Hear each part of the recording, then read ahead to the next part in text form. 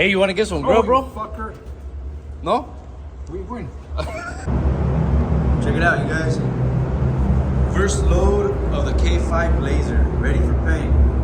We're gonna start off with the hood and the tailgate, just because these are the first parts that are fully ready.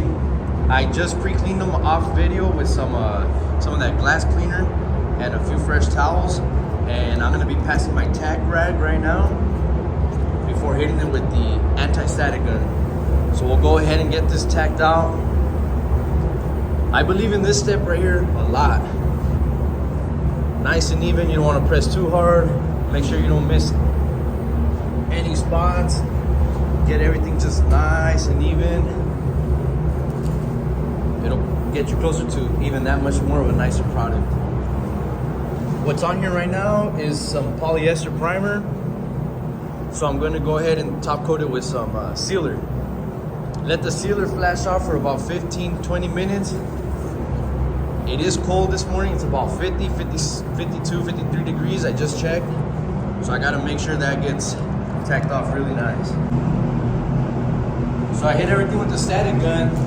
As I mentioned, it's really cold this morning, so I'm going to start off with putting like a tack coat. Kind of a drop misty coat of sealer, but not too misty so it grains up. I'm gonna do that to both panels and then come back immediately with a wetter coat.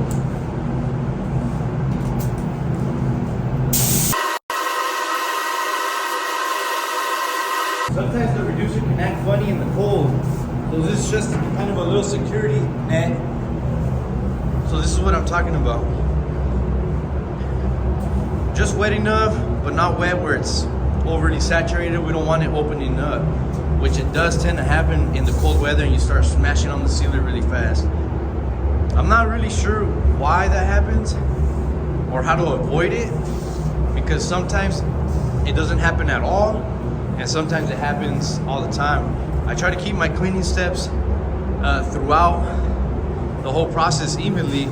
Even before I start sanding, I always degrease before I start pre-cleaning it, and then I start sanding it, and then I clean it to mask, get it in the booth, and I clean it once more. So I don't know. If anybody has an idea, let me know. It could also be, water in the line, and obviously the panel's being contaminated. But I don't know. This is looking good so far, so we'll do this. This particular color asked for a Valley Shade G5, which is pretty much like a medium gray. We'll let that flash off in those 15 minutes, and then we'll start hitting it with the base. I'll show you once I have my full coat of sealer. All right, you guys, check it out. So this is a full coat of sealer. No reactions, it looks really nice. I went ahead and used some slow reducer because that's all I had. It's looking nice. It's looking really nice.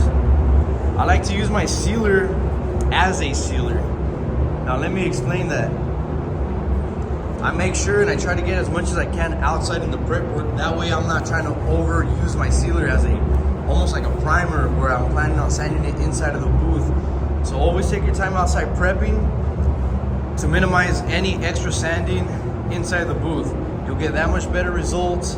And it just makes your life easier. You're not in here stressing, trying to catch all the window times, to try to make sure everything's still gonna adhere to each other. This is what we call somewhat of an economical style paint job.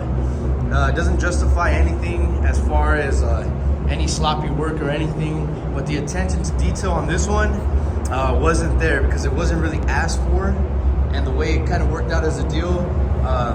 This gentleman here just wanted something nice to freshen up his Blazer that he's had since almost brand new. He almost didn't even want to do the jams, so that kind of gives you an idea. But we still did a nice job as far as prep work, putting good material and all that stuff. We usually prime and block 2 to 3 times. Most likely 3 times is what we usually do everything, but this one we primered it once, used the existing material, and trapped it with some polyester primer. And what I have here is some urethane sealer. That way that traps that, and my base coat is gonna stick to this with chemical adhesion. So I don't think we'll ever have a problem. I'm gonna, again, these are the first two parts of this car. So let's get some color on this.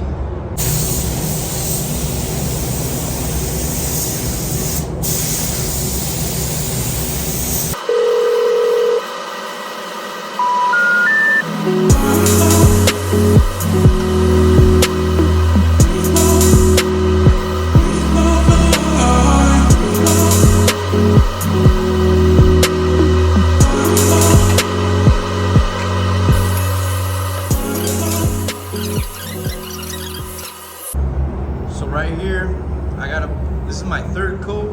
The first two coats I put them on somewhat lighter and they just weren't covering. So I kind of overlapped them a little tighter just so I could get a more uniform look and also to speed up my coverage. So I'm gonna go ahead and dry these up and hopefully one drop coat after this and that's it. So 3 coats and a drop coat.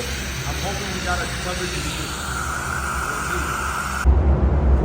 So this is my third coat, fully dry. I am gonna hit it with a drop coat after this. I am gonna go back out and adjust the viscosity on the base. I don't know if it's a combination of just it being cold and maybe not as thin enough. I don't know if you're gonna be able to pick it up on the camera. It actually looks worse on the camera, but it looks kind of grainy. So I'm gonna go ahead and try to adjust the viscosity so I can try and get it to land a lot thinner and nicer than this. Either way, we're not gonna have a problem with this car, but make it a little bit easier for me, and I think it's gonna look a lot better. It's looking good so far.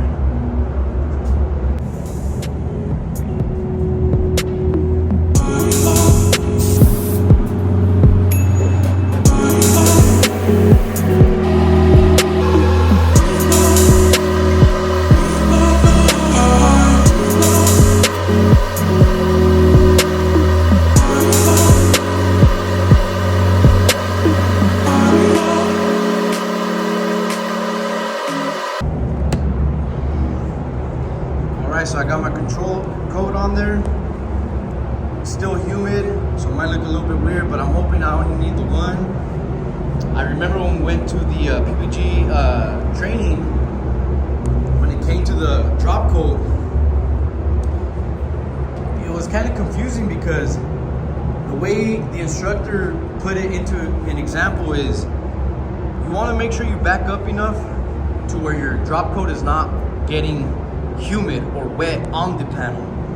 And I remember as I was putting my control coat there at the facility, he kept telling me, back away, back up, and my arm was way up there. So I still remember that feeling of feeling awkward where I wanted to fight how high I was up and I wanted to come back down. So now I kind of remember that when I'm spraying, and it seems to work out pretty good.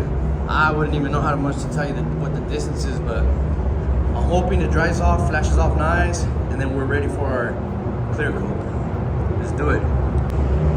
If you guys have any examples, any painters out there watching this video of how to do a drop coat or what works for you every single time, please let me know. I'm always willing to learn.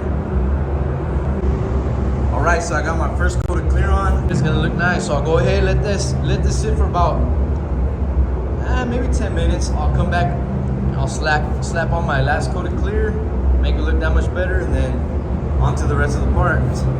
Merry Christmas, guys. Oh yeah, Merry Christmas. All right, you guys. Final coat of clear done. It's looking really, really nice. Check it out.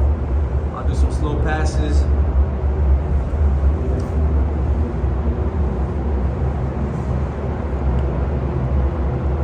Again, we weren't going for perfection. I'm sure he's gonna love it. Color's looking really nice. I did 2 coats of clear coat only.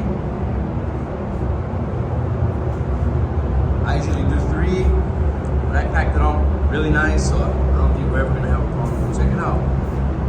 The color looks really, really nice. It's one of my favorite colors, actually. Still tacky right now, but it came out really, really nice.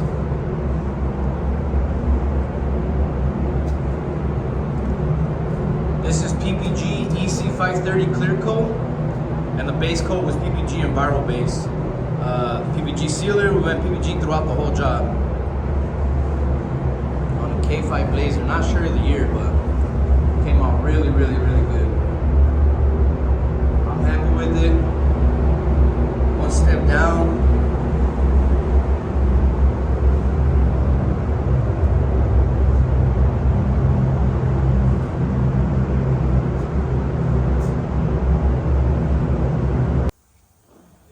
Check it out, here it is outside of the booth. Really nice color. Has a nice sheen to it.